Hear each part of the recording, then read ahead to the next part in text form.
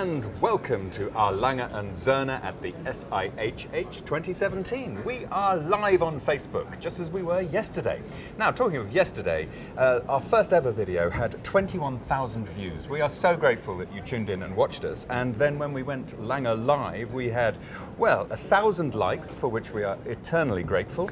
And we had 67 questions come in live at the time as well, which is fantastic. I tried to ask as many of those questions yesterday as possible, but I will ask the ones that didn't get asked yesterday, I will try and ask them today, because today we have a fantastic selection of guests who will be able to answer all of your questions. So I'm joined by Anthony de Haas, who is Product Development Director of our Lange Söhne, and Benjamin Klein of hodinky.com. Now tell us a little bit about hodinky.com. How many readers do you have? Sure. So we see visitors around 1 million people per month. We're based in New York City, but readership all over the globe.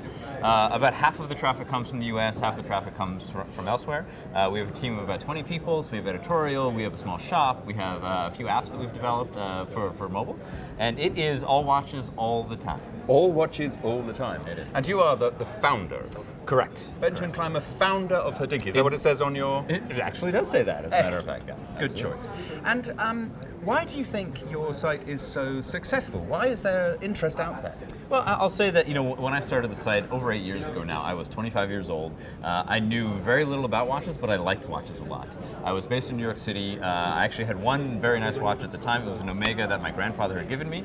And I knew nothing, but I just knew that there was this great world out there and I wanted to explore it. And so I was working in another field at the time. I was working for UBS, a big Swiss bank, and I hated it with a passion, truly hated it. And so I wanted to get out of it. So I started writing about my Omega and then Rolex and then every other brand. And then one day an editor at GQ in New York said, hey, you're the first guy under the age of 50 to write about watches with any real passion or style or anything like that. Can I interview you for GQ? And I said, yeah, of course. I was in a not so nice suit and tie in Weehawken, New Jersey at the time. And it just got bigger and bigger from there. And then I left UBS about a year later, went back to journalism school in New York.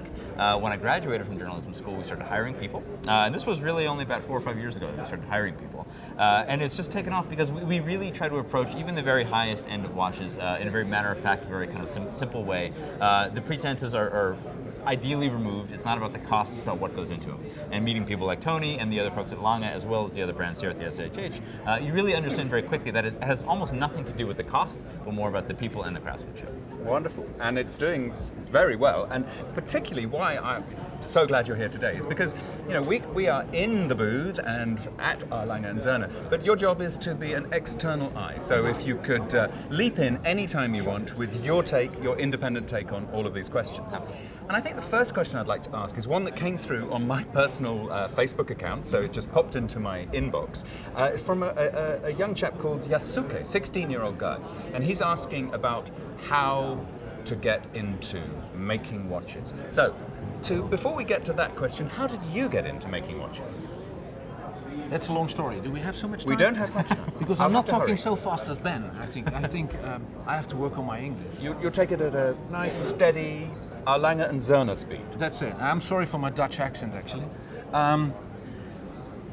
Actually, it was not on a scale to become a watchmaker. I wanted to be the best drummer in the world. The best drummer? Drummer. I didn't like too much to go to school. I was more rehearsing behind a drum kit, preparing myself to be the best drummer in the world, which was, of course, sometimes not easy for my parents. And I wanted to play drums. Of course, I went to school. And then my dad had a very good thing. He said, why don't we find a school where you can maybe you build your drums instead of your professional drumming career is not so good, your passion is there. So I went to a toolmaker school because there is no school, not even in Holland, for building drum kits. So I did toolmaking school, and the coincidence was that at that school there was also a department, a direction, which was watchmaker. And I had a friend, and he said, yeah, you should come and take a look at the open days, and just take a look. And I said, wow, this is great, this is great. So I went, I switched to watchmaking school, and then I had the first years of my watchmaking career in Holland I worked several days a week as a watchmaker, and the rest of I was playing drums in studios and doing things, and so it's not a thing from the family. It's the rest of my family is completely normal. They have nothing to Have do you with told them watches. yet? Do they know that you're a watchmaker? Okay, and maybe we keep this a secret. Okay. Maybe it's a good point. So We've that's, blurred your face out, yeah, so you'll be so fine. I'm fine. Thank you. So that is actually how I came to watchmaking. And then in Holland, Holland is not a watchmaking industry. Today, there are some very fine Dutch watchmakers who make nice things, but at the time was no. So I spent several years in Switzerland, working at IWC a couple of years, and then to Reunification, which belongs to Audemars Piguet, building and making prototypes, Grand Sonnery, mini repeaters. And since 12 years I am here at Lange Söhne. I found my new home as being a director of product development. Wonderful. And so, going back to those early years, and also talking to everyone watching who is thinking about possibly a career in watchmaking. So, as I say, I got a question from Yasuke, which is, I'm 16 years old, what opportunities does Lange have? Here I am, I'm reading my George Daniels watchmaking book. What else should I be looking at, and what skills do I need? Because my ambition is to conceive a brand new watch and bring it to the market. This is a 16-year-old. The start was already good. Reading the George Daniel watchmaking book is some very good thing to start. Good choice. We at Lange Söhne, we have our watchmaking school since 1997 already. And we successfully integrate every year young, talented watchmakers into the company. But that's the first part. That's watchmaking school. Then, well, like we say, after you finish watchmaking school, the first 5 years in practice, they will show if you're good for the job, also decision, you like the job, and then we'll see. We develop our watchmakers to a certain level, and it's not. A cliche is maybe the guys who work on complications are the grey-haired older watchmakers. Of course, to work on complications, you need to have a certain experience, but it doesn't mean you have to have 25, 30 years in the business. If you would like to come to Lange Söhne, you will see quite young people. Is that an invitation working. to Yasuke? Of course. Of course. Of course. Okay. It's always good to stimulate talent. Yeah. And we are open to that. Okay, can I ask you, what would be your advice to someone who isn't Yasuke? Someone who's not quite sure what they might want to do? How would you sell the passion of watchmaking? What is it in this world that is really worth joining? Yeah, you know, we get this question a lot. We have a lot of young readers that really want to get into the world of watches, but they don't know where to begin. If you're not technically oriented, like you would need to be for a watchmaker, it is trying at times to figure out what your role might be. Is it a journalist? Maybe. Is it a salesman? Is it an executive? Is it marketing? So it really depends on where you are. And I think something that's really important to know, first of all, is that every brand has really kind of like subordinate organizations in each country. So if you're located in Japan, there's a Lange in Japan. If you're located in the United States, there's a Lange United States. So I would say really become familiar with the local organizations before you try to get to know the home organizations based in Germany or in Switzerland. And I really think knowing what you're good at and knowing what you're bad at is being self-aware is the most important thing in life, really. Certainly relative to breaking into the watch industry. And it is a wonderful industry to be in. It has its ups and downs, as I'm sure you would attest to. But I think really understanding what you're great at and what you want to do. The ups and downs you are relating to the power reserve indication? Precisely. The 1815 Auf. up and down. Watchmaking Auf jokes. and up. Yeah, Okay, watchmaking that's good. jokes, yeah. Sorry. Good link, like it. Thank you. Excellent, and we might come back to that as well. Inspiring new people to join the industry is, of course, part of the Lange tradition as well. And I would just give a note to all the young people. Go, try. Go and try it. Try it. Do it. You will have to find out if it's something for you or not. So Good advice. How do you tell a watchmaker that loves watches so much but isn't a talented watchmaker that they're not right for this position? And how many You have times to do you have let to do that people for go. years? It's, to be honest, it's very difficult for me to answer the question because, as far as I know, it never happened. You know why? If a young, talented guy, and you wanted to develop him in the direction of making complications, most of the times they see themselves. They experience themselves that, this is not so my thing. I prefer producing or repairing more regular watches. So at the end of the day, I'm happy. I finish my 3-4 watches instead of, for example, working a couple of months on our movement. that you have to like. So in that, not a direct answer maybe, but Try that's it. how we can Try it, do it, Try it. Yeah. try again. Absolutely. Excellent. Okay, moving on. We go on to, well, there's a watch behind me. It's life-size. We're, in fact, incredibly small. It's the Tobograph Perpetual pour le Mérite. Now, two questions from Mike and Louisa, and they go together, so I'll ask them together. Does one watchmaker take each watch from start to finish of the manufacture? And Louisa's question is, how many man-hours or Louisa hours does it take to make one of those? There's one watchmaker who is assembling the complete movement from A to Z. The next part of the question is a bit different. It's a bit difficult to say. Why? Since it's a combination of 5 complications on a very tiny square scale, no watch, no movement is assembled in the same way as the other. Why? This sounds strange. How did you have developed this? This is wrong. If you talk about a size of 43 millimeters and 16.6 millimeters high, 684 parts are included. 5 complications are in interaction with each other. They have to be in perfect balance. Coming back to the 684 parts, I count the little chain from the fusion chain fusee? as one part. Right. Because that chain already is built out of 636 parts. Keep it aside, one piece. They have, all these parts have each their own tolerances from the fabrication. Not always the same. All these parts have to interact.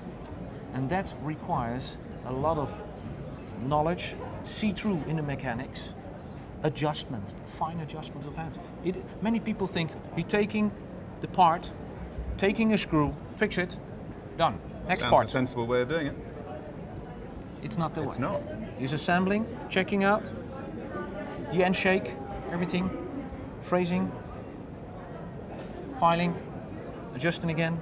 So it's real hand craftsmanship. So you have, talking about a watch like this, you talk about several months. Several That's months. several months. Several months.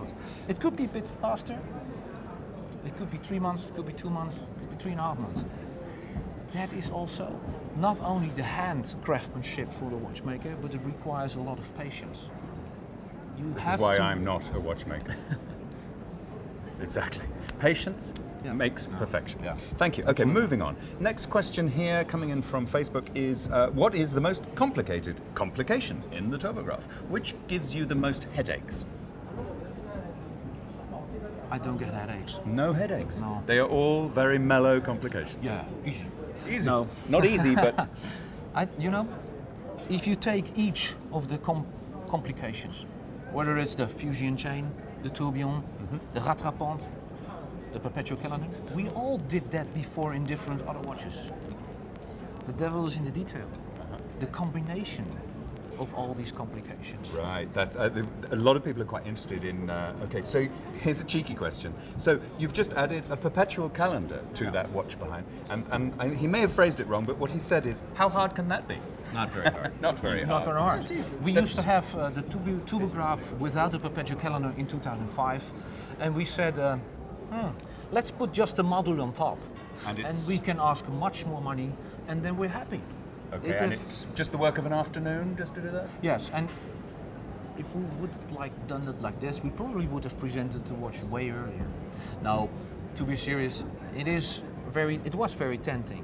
When we presented the Tubograph in 2005, we had the idea, well, how does this look like, and how can it work if we would integrate a perpetual calendar? Why integrate? This watch is the design of the 1815, a very classical combination, a very classical complication. Not getting too thick, not getting too technoid. So the big challenge was to reduce or to guard as much as possible the thickness of the watch. It should be a very nice wearable watch for every day. How thick is it? 16.6 millimeter. Oh, that sounds very high, but for 5 complications in the watch, then you know it from other brands, but I think it's very reasonable. It's not only the thickness, it's the proportions. 43 millimeters, 16.6, very wearable. So the challenge, the task the movement designers had, and later on the watchmakers, is to find the perfect combination. A rattrapant chronograph in combination with a perpetual calendar, it's always a point of energy household in the movement. What do you mean by this? Energy household. You have one mainspring. At midnight, the perpetual calendar is preparing itself to make the switch for the next day. If the client then decides to play with his rattrapant chronograph, Bad time to play. not at this watch, Not with this watch, because because, and that requires the fine adjustment. The perpetual calendar needs energy. The rattrapant chronograph also needs energy, and that requires a very fine, sensible adjustment. And in this watch, we have achieved it very much. Because even at midnight, with these two functions in action, timekeeping is a very important issue for Lange Söhne. Thank you. Of course it is. So we're getting live questions coming in, so we're just going to speed up a bit. The question, well, it's for both of you, but I'll start with Benjamin. The question has come from Edwin, and it's, is there a chance that Lange Söhne starts offering half-hunter casebacks as an option in the near future? So while you think about how you're going to answer that, or indeed whether you're going to answer that, I'll put it over to you, Benjamin. Do you think that would be a good idea? Half-hunter caseback. So Lange has done that in the past on occasion. And so I think I understand the appeal of it. It's really a very turn-of-the-century feel. It's very vintagey. I wouldn't necessarily say it makes sense for Lange. I mean, so much of the beauty and the charm of this brand is what happens on the rear. I have a friend that calls the back of a datograph, for example, a little city when you turn it over. So I see the appeal in some sort of kind of retro chic appeal, but I think for Lange it would make sense to stick with a transparent case. Okay, so you've heard the market view, and you can just give a one-word answer. Are you going to do it, maybe, or no? We do it. Oh. On very special occasions. And the advantage to a half-hunter caseback is we still keep the sapphire glass caseback, but just put on top the half-hunter case. And you create space for individual engravings, but we still do it while we have not the tons of capacity, just regarding to the 5 new movements represented on this SIHH, so we have a lot of things to do. We still keep it very, very exclusive, even exclusive on our own level. But that is, we can offer that, yes. Okay, thank you very much indeed. And we'll do the same with this question that's just come in as well. It's about, actually no, this came in yesterday. It's why did you write the words annual calendar on the face of the 1815 annual calendar? But I'm going to put it to Benjamin first. What is your taste, and what do you think that your readers' taste is around writing on faces? So I'll say that our readers are a very particular bunch. They have lots of opinions, right or wrong. Mm-hmm. They are not representative of the market at large. I'll say that. I'll preface the whole thing with that. I know for a fact that they do not like the words annual calendar on the dial of this watch, and I understand why. And in general, minimal is best. So the least amount of dial writing, the better. And with Lange, I understand that. You know, this is not Rolex, this is not Omega, this is not Tag Heuer. With a brand like that, if there were an annual calendar, it should say annual calendar because most of their clients don't know what that is or wouldn't be able to spot it right away. A Lange client, if somebody even knows who a Lange Söhne is, they likely know what a calendar watch is. And so for that reason alone, I would say it's not necessary for the dial to contain those words. Okay, thank you. I totally agree. Totally agree. Yes. Oh, that sounds as it would be a mistake. Agreeing with something. It's not. Yeah, of course I agree. No, there are other reasons, and during the design process, it's not one guy; it's a whole team. We have 55 people in the development department, and we have a couple of people product design, and we make many designs. We go very much in detail, and we have had a proposition of design without the text annual calendar. But looking at it from a frontal view, it showed a non-balance effect on the dial. Asymmetrical. Asymmetrical, exactly. Because on the left side you have the date indication and integrated the weekday indication. So there's a double text. Yep. On the right side you have only the month indication. Leaving these words away would be very empty. Out of balance. Out of balance. Thank you. So it's a pure design decision. But after hard discussions We go very much in deep. It's not like, looks good, next. That's not how we take. Okay, thank you. So, it's been heard. Thank you very much indeed. Question from Aristotle. How do you go? This is quite a general question, so if you can keep it short. But how do you go about? Hint, hint. Can't keep it short. How do you go about inventing a new watch? What's the design process? Is it you just alone going eureka? Is it you and a small team, or is it the whole manufactory? And while you're asking, another question from Eric. That was Aristotle's, but Eric wants to know, in the design process, who is in charge? Is it the mechanical engineers or the finishers, the designers? Who finally makes that decision? And you want me to respond this question very short? Oops. Okay, I give it a try. You could do a whole PhD doctoral thesis on it, So, but in a ready to paragraph. go? Okay. There Deep we breath. go. The ideas come when I arrive in the office 10:30 after I played golf. I open a bottle of Barolo, Fine Italian red sitting wine. in my chair and waiting for the ideas to come. You don't believe this, please. There's no drinking. The only result There's lots would of be drinking. that they have to bring me home. That's not an idea. No, I think it's very hard work. It's a day-to-day work. We have 5 strong product families. We have different price segmentations, and our goal is to further develop each product family in a useful way. We try to implement complications or indications which fit into the family. And that is, in fact, it is day-to-day hard work with the whole team. Coming to the decisions, it's very easy. We have a product committee. Each month we have a product committee with our CEO, Willem Schmidt, and we go through all the projects. We have a 5 years planning, so it's a big list, so we do not always hit every project each meeting. In my department, every 2 weeks we have a product committee internally. There we discuss all the ideas. Coming back is who is making the decision. Who's in charge? Who has in the charge? final say? Yeah. And I am very happy that at Lange Söhne we found the right combination, because form follows function, design. It's always difficult.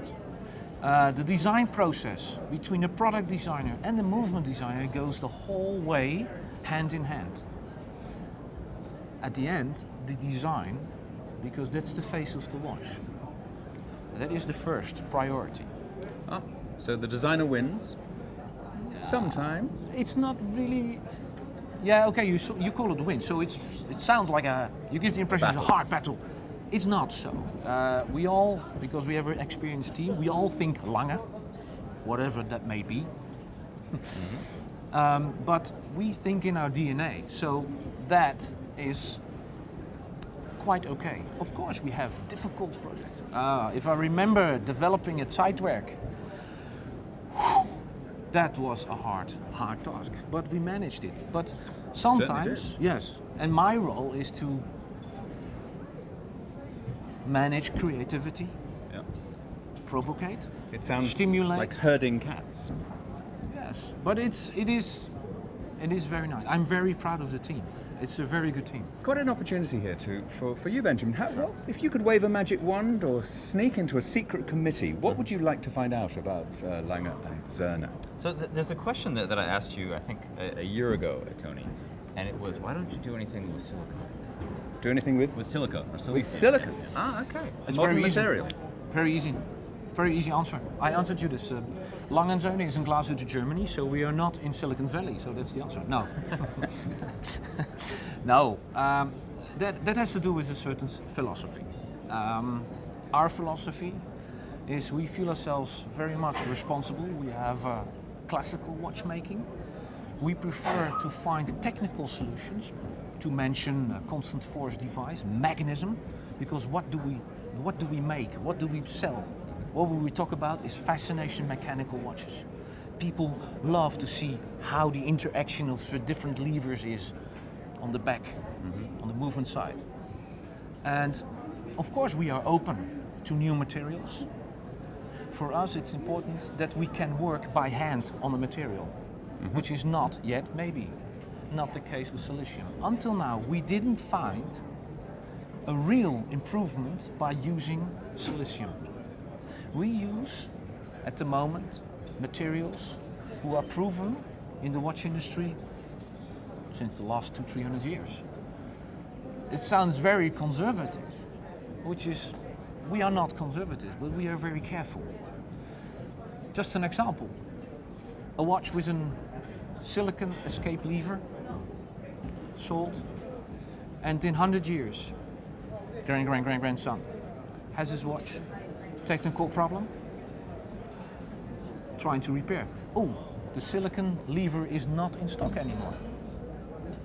I can't take a silicon plate and take the jigsaw and reproduce it by hand. That is actually a thing which we do. We have a magnificent historical watch repair service, and they do repair. They are able to reproduce the typical Glashütte gold escape lever by making it. So we always take care about the next generation. long-term. Yes. Okay, I have to stop you there, sorry. Question popped in, why does the turbograph not have a stop seconds? Oh, that's a good question. I know. You know? Do you know, Ben? Do you know the I answer? actually don't know. You're live on Facebook, I'm going to have to hurry you. Oh, don't make me shy yet. No, oh, don't make me shy now. The turbograph perpetual, they don't have a second hand. So there is no need to do the stop second system for pulling the crown, stopping at 0, waiting for the time signal, pushing, and it goes. Of course, you could use the chronograph hands as being a center second, Yep. but then you can stop with start and stop, push button. Okay, thank you very much indeed. Question from Kwok. Lange expands its range every year, and that is great. But how do you make sure now and in the future that still every watch has the same attention to detail and quality? What steps do you take to make sure that happens, no matter how big the range gets? Makes sense. To add, I will find a short and easy answer regarding complications. I've had that question before. You presenting the last several years, so many complications. You have enormous amount of watchmakers who are building them, which is in fact not the case. All our range of complications are not built at the same time. For example, when we introduced the Richard Lange Terra Luna, which is a 14 days power reserve, escape, constant force, which is very much related to the constant force escapement in the Lange 31. We had to take the two watchmakers who are building the Lange 31, train them for the Richard Lange Terra Luna. One of the two watchmakers still trained another guy from the department of the turbograph. So we are continuously Shifting around. which requires a lot of energy, but at the end you create more flexibility, and that's what you need. It's also a very good point for the watchmaker. It's very a changing environment. He can work on different movements. So of course we keep an eye on that, and there is no compromise on quality. No way. Okay, controversial question popping into my ear, which is, Jimmy would like to know, is Lange going to make a sports watch? But before you answer, you know where I'm going with this. Benjamin, what do you think your readers would say? Would they be cheering right now, live on Facebook? They would be. They would be? They would be cheering. I think. Feel the pressure. That's not to say I encourage Lange to make a sport watch. No but I pressure. understand the No appeal. pressure. So two-part pressure. answer would be, yes, there could be a lot of cheering for it, but your taste personally may not be in that direction. You know, I for think Lange. that there are so many wonderful sport watches out there already. From any number of brands. Do we need another one? Maybe. Would Lange do it exceptionally well? I have no doubt about that. The question of what it would look like, what it would do, the price, of course, would impact. Would it be, because you guys don't make watches in steel, would it be a precious metal sport watch, which obviously makes no sense at all, although we see several around here this week? There's a lot of questions that would have to be answered. So I would love the idea of it. I don't know that the execution would be where I would want it to be. So you've had a little bit of a chance to think there? Yeah. I'm still thinking. Sorry. Still thinking? Yeah, that is a nice question. It's nice to know the interest is out there. Jimmy will buy one. I feel very honored by the interest. But in general, I do not talk about the future, or maybe not future, at Lange. That is my role. I have keep things secret. Maybe it's planned. I think Ben makes some very good points, some comments, and I'm very well aware of some people who wish that. But it's if you gonna go in that direction, it's very delicate.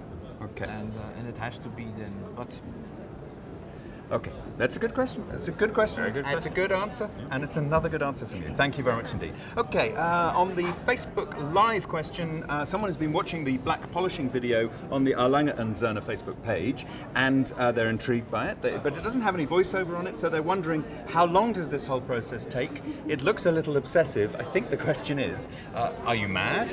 Why are you taking so much time on things? black polishing is a very, very strange thing. In the watchmaking school in Holland, we had that part.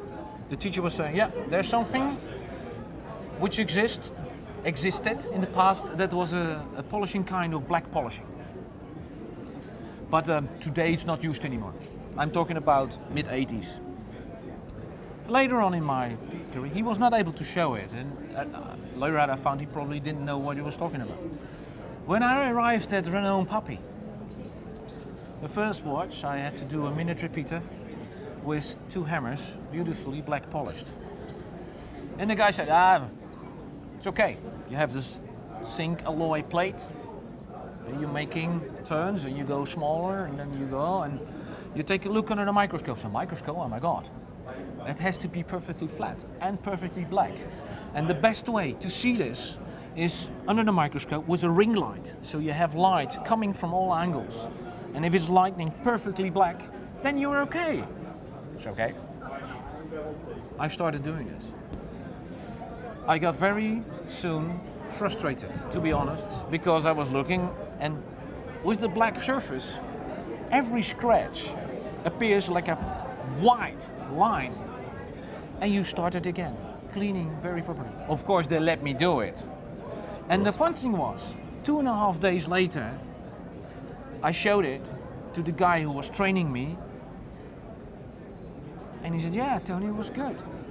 But you polish so much away that there's no beveling anymore. And I was like, oh, I was shocked. Yeah. And he said, don't worry. I get you just a practice piece. Now, later on, you get the tricks, and every watchmaker has its own tricks. And it is really the case that, let's take a simple flat surface, it can take you 10 minutes or 15 minutes. It can take you an hour or maybe 3 hours, each surface. But it takes as long as it takes. It takes, and you have to be careful, because it's not like the longer you sit, the better it gets, because you have to be careful. You're reducing the thickness of the part. Yeah. So, but this is what we're doing. This is the traditional part of our watchmaking. Yeah, you have tradition, you have history, And you you get have it right. hand craftsmanship. Eventually. That's what you get, and that's yeah. But So we have to come to an end, because I know you've got appointments to run do. to. Do so, you? Yes, definitely. Hodinky.com. Time does not stop for Hodinky.com. So I would like to offer you the opportunity to ask perhaps the final question, and perhaps ask it on behalf of your readers. What do they want to know about what perhaps is coming up next for Lange, or direction they'd like to point it in? Well, so I have many questions that I would love to ask about the future, but I know you refuse to answer any one of them. Is this correct? yeah, I'm very stubborn and very You're Dutch. yeah. I'm made in Holland. So I would say the question that most Hodinky readers would want to know would be, why are your watches so expensive? Good question. As a real Dutch guy, I could give you a very strange answer because I'm highly paid, but it's not the truth actually. Our company is the base of our company is product. Yeah. The product is in the center. The product is the hero. We earn money, and most of that money we earn, we do not put in marketing, we put in development. It's almost 10% of the employees at Lange Söhne who work in the development department. It's huge. And that is the base, that is the foundation of. On the other hand, if you work several years to develop a product,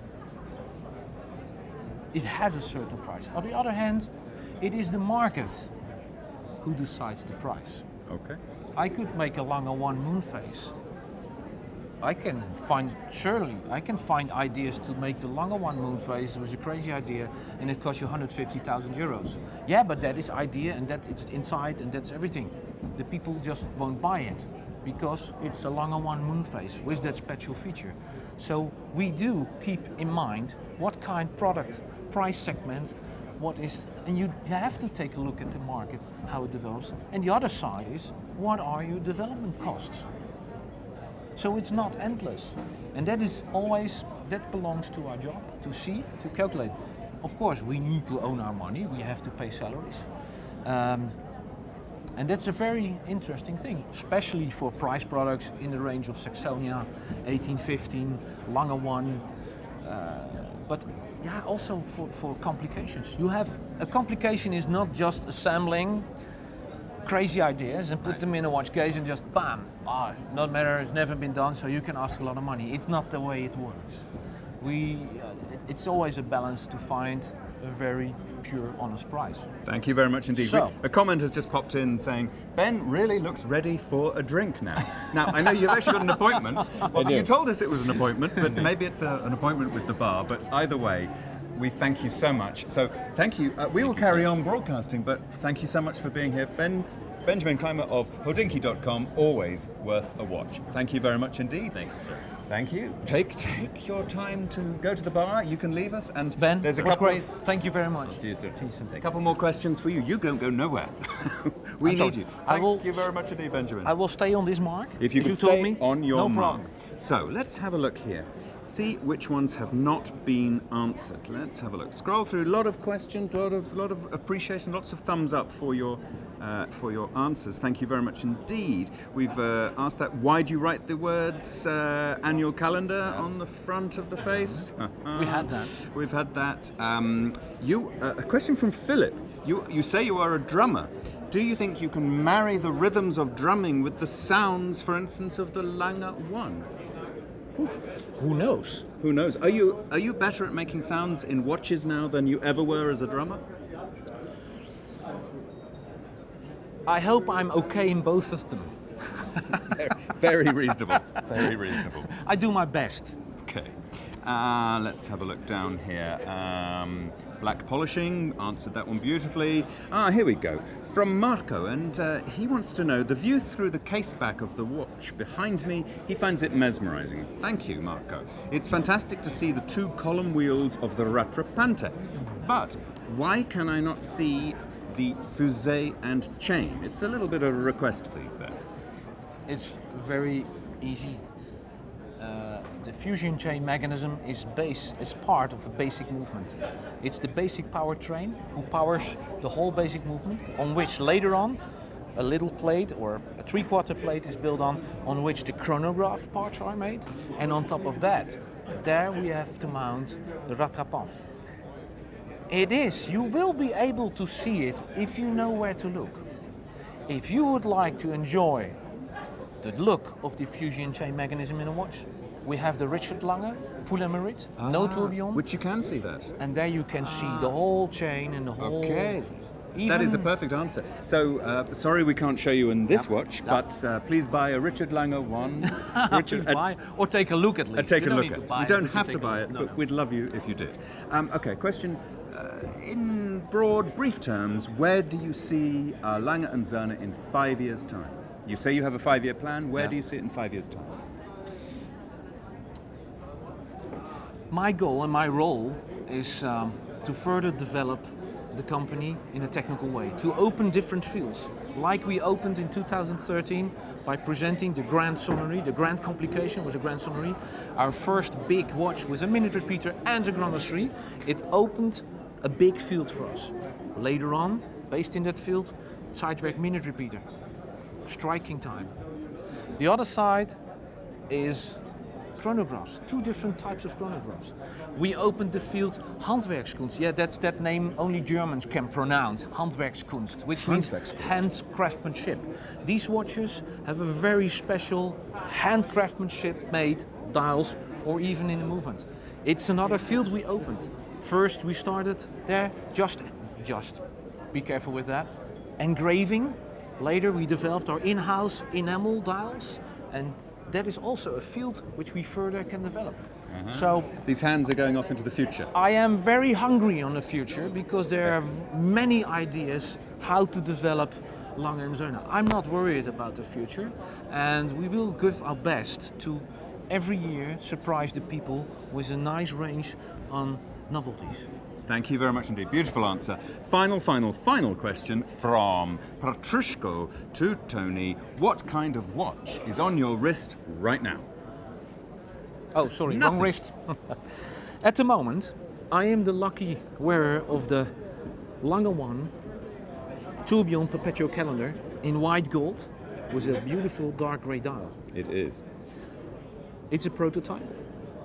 We are continuously testing, trying out other lubrifications, smart adjustment, and the guys of the prototype workshop say, Tony, please wear this. It's a hard task, but I will. You do are it. very I'm, dedicated. Of course, very much enjoying this watch. Can you hold it out to the camera? Because I did not realize it's actually, as you say, it's not a production number, but a prototype. It's a prototype, but it's a prototype of the watch of a version we launched last year. I Right. never wear prototypes in public of watches which are not presented yet. Okay. Beautiful, beautiful. Well, on that note, looking into the future, thank you very much indeed. Anthony pleasure, Lehers, Piece. Product As always, Development thank you very Director. much. Thank you very much indeed. Thank you very much. And thank you for watching us live on Facebook from Geneva, the SIHH 2017 from the Lange & Söhne stand. It's Piers Gibbons saying thank you for all your comments, questions and likes. Thank you and goodbye. Cheers. Cheers. Thank you.